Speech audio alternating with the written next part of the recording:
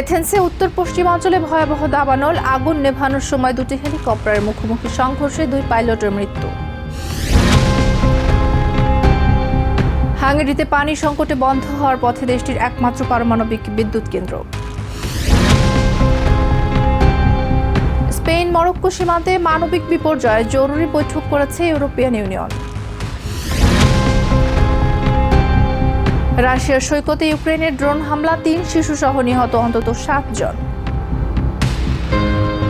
ইউরোপের হালনাগাদ ও বৈচিত্র্যময় খবরাখবর আপনাদের সামনে এক নজরে তুলে ধরছি আমি তাসমিয়া টুম্পা।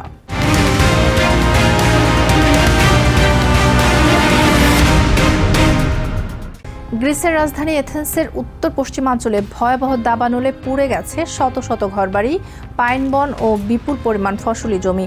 টানা 4 দিন ধরে অনিয়ন্ত্রিতভাবে ছড়িয়ে পড়া এই আগুন নেভানোর অভিযানের মধ্যেই ঘটেছে মর্মান্তিক দুর্ঘটনা।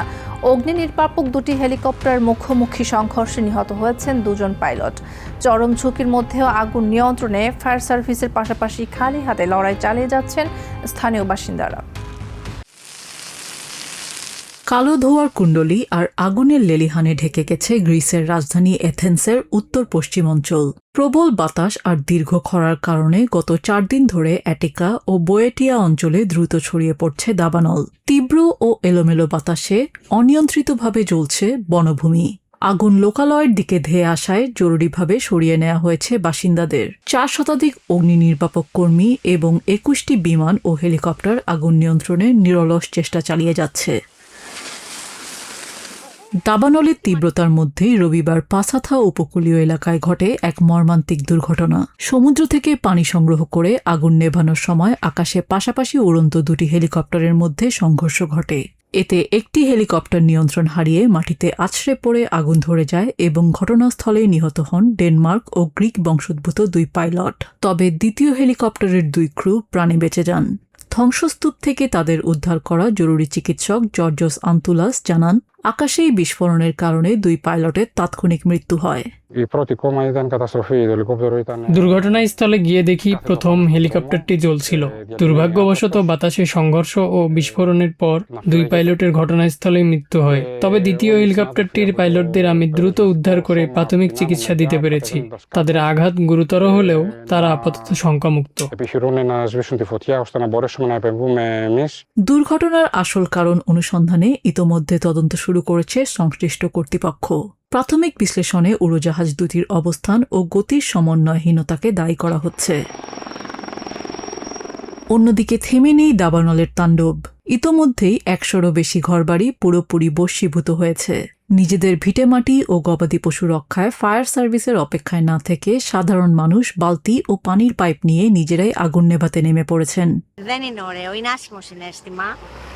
কষ্টের টাকায় তৈরি আমাদের নতুন বাড়িটার ছাদ ধসে পড়েছে। বছর জুড়ে যে জলপাই বাগানের যত্ন নিয়েছি তাও পুরে শেষ। এক নিমেষে সব হারিয়ে ফেলার অনুভূতি ভাষায় প্রকাশ করা সম্ভব নয়। বিপদাপন্ন এলাকাগুলো থেকে বাসিন্দাদের নিরাপদ স্থানে সরিয়ে নিতে বাড়ি বাড়ি গিয়ে মাইকিং ও উদ্ধার পরিচালনা করছে পুলিশ। প্রাথমিক তদন্ত সূত্রে জানা গেছে, উইন্ড টারবাইন থেকে বিদ্যুৎ সরবরাহকারী একটি বেসরকারি লাইনের কন্ডাক্টর থেকে সৃষ্ট স্পার্ক থেকেই এ দাবানলের সূত্রপাত।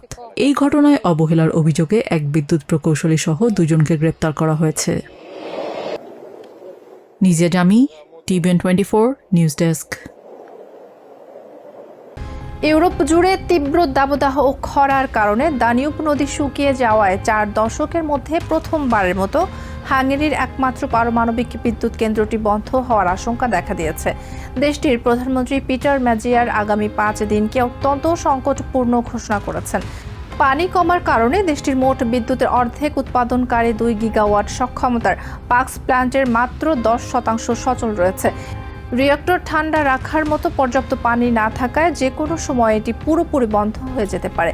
পরিস্থিতি সামাল দিতে সাধারণ নাগরিক ও 300-র বেশি প্রতিষ্ঠানকে বিদ্যুৎ ব্যবহারে সাশ্রয়ী হওয়ার আহ্বান জানিয়েছে সরকার। বিদ্যুৎ কেন্দ্রটি বন্ধ থাকলে অতিরিক্ত বিদ্যুৎ আমদানির কারণে হাঙ্গেরির বার্ষিক 315 থেকে $630 মিলিয়ন পর্যন্ত আর্থিক ক্ষতি হতে পারে বলে আশঙ্কা করা হচ্ছে। Mindenképpen uralja a helyzetnek. পাকস পারমাণবিক স্থাপনার প্রকৌশলীরা সম্পূর্ণ পরিস্থিতি নিয়ন্ত্রণে রেখেছেন এবং নিরাপত্তার জন্য প্রয়োজনীয় পানি মজুদ আছে। একটি টারবাইন আরও 1 বা 2 দিন চালু থাকবে, কিন্তু খরার কারণে আগামী 5 দিন আমাদের জন্য সবচেয়ে সংকটপূর্ণ। তাপমাত্রা 160 ডিগ্রি ফারেনহাইট ছাড়িয়ে যাওয়ার পূর্বাভাস রয়েছে, তবে স্বেচ্ছায় 400 মেগাওয়াটের বেশি বিদ্যুৎ ব্যবহার কমানোর বিষয়ে আলোচনা হয়েছে। এর ফলে আমরা আশা করছি পরিস্থিতি সামাল দেওয়া সম্ভব হবে। Bízunk benne, hogy minél előbb megtörténik, és hogy Spanish ভূখণ্ড সেউটায় অনিয়ন্ত্রিত অভিবাসী অনুপ্রবেশ ঘিরে মঙ্গলবার জরুরি ভিডিও কনফারেন্সে বসছেন ইউরোপিয়ান ইউনিয়নের স্বরাষ্ট্রমন্ত্রীরা। ইটালি সহ একাধিক সদস্য দেশের বিরোধিতার জবাবে ইইউর নীতি মেনে যৌথ সীমান্ত সুরক্ষার দাবি জানিয়েছে স্পেন। এর মধ্যে সেউটা উপকূলে নিহতের সংখ্যা বেড়ে দাঁড়িয়েছে 88 জনে। অন্যদিকে পরিস্থিতি নিয়ন্ত্রণে ব্যর্থতার অভিযোগে প্রধানমন্ত্রী পেদ্রো সানচেজের বিরুদ্ধে রাজপথে নেমেছে স্পেনের কট্টর ডানপন্থীরা। সাম্প্রতিক দিনগুলোতে স্প্যানিশ স্বায়ত্তশাসিত শহর সিউটায় অভিবাসী অনুপ্রবেশ নিয়ে উদ্ভূত পরিস্থিতি মোকাবেলায় মঙ্গলবার ইইউ স্বরাষ্ট্রমন্ত্রীদের জরুরি ভিডিও কনফারেন্সের আগে আন্তর্জাতিক জোটটির কাছে যৌথ পদক্ষেপ ও পূর্ণ সংহতি দাবি করেছে স্পেন।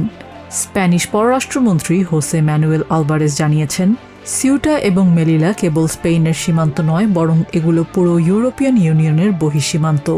ফলে এই সংকট মোকাবেলায় সীমান্ত সুরক্ষার দায়ভার সব সদস্য দেশকেই ভাগ করে নিতে হবে। সীমান্ত বিপর্যয়ের জেরে শেনজেন চুক্তি নিয়ে দেখা দিয়েছে চরম অনিশ্চয়তা। সীমান্ত নিয়ন্ত্রণে স্পেনের ব্যর্থতার সুযোগে অনিয়ন্ত্রিত অনুপ্রবেশ ঘটছে এমন অভিযোগ এনে ইতিমধ্যেই স্পেনের সঙ্গে শেনজেন চুক্তি সাময়িকভাবে স্থগিত করেছে ইটালির ডানপন্থী সরকার। ইটালির পাশাপাশি ডেনমার্কও স্পেনের শিথিল অভিবাসন নীতির কঠোর সমালোচনা করেছে। জবাবে স্প্যানিশ সরকার জানিয়েছে, অনিয়মিতভাবে সিউটায় প্রবেশ করা কোনো অভিবাসীকেই মূল স্পেন ভূখণ্ড কিংবা শেনজেন অঞ্চলের অন্য কোনো দেশে যাওয়ার সুযোগ দেওয়া হবে না। স্প্যানিশ কর্তৃপক্ষের তথ্যমতে মরক্কো থেকে উত্তর আফ্রিকান এই ভূখণ্ডে প্রবেশের চেষ্টাকালে সমুদ্রে ডুবে এবং সীমান্তে পদতলিত হয়ে এ পর্যন্ত অন্তত 88 জন প্রাণ হারিয়েছেন। সীমান্ত জুড়ে স্প্যানিশ সেনাবাহিনী ও পুলিশের কঠোর টহল অব্যাহত থাকলেও হাজার হাজার অভিবাসী এখন সিউটার সৈকত ও খোলা রাস্তায় মানবেতর দিন কাটাচ্ছেন। অভ্যর্থনা কেন্দ্রগুলো ধারণ ক্ষমতার বাইরে চলে যাওয়ায় তীব্র খাবার ও পানির সংকটে ভুগছেন তারা। ইতোমধ্যেই সেনাবাহিনী হাজার হাজার অভিবাসীকে ট্রাকে করে পুনরায় মরক্কো সীমান্তে ফেরত পাঠাতে শুরু করেছে। ঝুঁকিপূর্ণ এই যাত্রার পেছনে রয়েছে অভিবাসীদের ভিন্ন বাস্তবতা। মরক্কো থেকে আসা 27 বছর বয়সী তরুণ মোহাম্মদ আহমেদ চান ইউরোপে কাজের সুযোগ। আমি স্পেনে একটা কাজ পেতে চাই, ড্রাইভিং, বারবার, মেকানিক বা পেইন্টিং। আমি যে কোনো কাজ করতে রাজি আছি। আমার ডিপ্লোমা ও কাজের অভিজ্ঞতা আছে। কাজ পেলে আমার কোনো সমস্যা নেই। অন্যদিকে অর্থনৈতিক কারণ নয়, বরং নিজ দেশে যুদ্ধ ও রক্তক্ষয় থেকে প্রাণ বাঁচাতে সিউটায় আশ্রয় নিয়েছেন 24 বছর বয়সী সুদানিজ তরুণ কামাল কারুম। পরিস্থিতি দিন দিন আরও কঠিন হচ্ছে। 3 দিন ধরে কোনো খাবার নেই, ঘুমানোর জায়গা নেই, এমনকি এই ঠান্ডায় গায়ে দেওয়ার মতো কম্বলও নেই। আমরা সৈকতে রাত কাটাচ্ছি। নিজ দেশে যুদ্ধের কারণে আমি সুদান থেকে মরক্কো এসেছিলাম, কিন্তু আশ্রয় ও নিরাপত্তার খোঁজে বাধ্য হয়ে সীমান্ত পার হয়েছি। সীমান্তের এই সংকট ঘিরে তীব্র ঝড় উঠেছে স্পেনের অভ্যন্তরীণ রাজনীতিতেও। প্রধানমন্ত্রী পেদ্রো সানচেজের বামপন্থী সরকারের শিথিল অভিবাসন নীতির প্রতিবাদে রাজপথে নেমেছে দেশের সাধারণ মানুষ ও কট্টর ডানপন্থী রাজনৈতিক দলগুলো। 550,000 অবৈধ অভিবাসীকে বৈধতা দেওয়ার সরকারি উদ্যোগের কারণেই এই অনিয়ন্ত্রিত সীমান্ত সংকট তৈরি হয়েছে বলে অভিযোগ তাদের। নিজিয়া জামি, TVN 24 নিউজ ডেস্ক। দক্ষিণ পশ্চিম রাশিয়ার জনপ্রিয় গ্লেনচিক সমুদ্র সৈকতে ইউক্রেনের ড্রোন হামলায় 3 শিশুসহ অন্তত 7 জন নিহত হয়েছেন। এতে আহত হয়েছেন 40 জনের বেশি। সোমবার ব্ল্যাক সি উপকূলের ভিড়ে ঠাসা সৈকতে একটি ড্রোন এসে আছড়ে পড়ার পর বিকট শব্দে বিস্ফোরণ ঘটে। ধারণা করা হচ্ছে 25 মাইল দূরের একটি রুশ নৌঘাঁটিকে লক্ষ্য করে চালানো হামলায় পথচ্যুত হয়ে ড্রোনটি জনবহুল এলাকায় আঘাত হানে। তবে ড্রোনটি মাঝপথে আঘাতপ্রাপ্ত হয়েছিল কিনা তা স্পষ্ট নয়। রুশ গভর্নর এই হামলাকে বেসামরিক নাগরিকদের ওপর কিয়েভ সরকারের পরিকল্পিত আক্রমণ বলে তীব্র নিন্দা জানিয়েছেন। ঘটনার পরপরই আহতদের উদ্ধার করে স্থানীয় হাসপাতালে ভর্তি করা হয়েছে, যাদের মধ্যে কয়েকজনের অবস্থা আশঙ্কাজনক।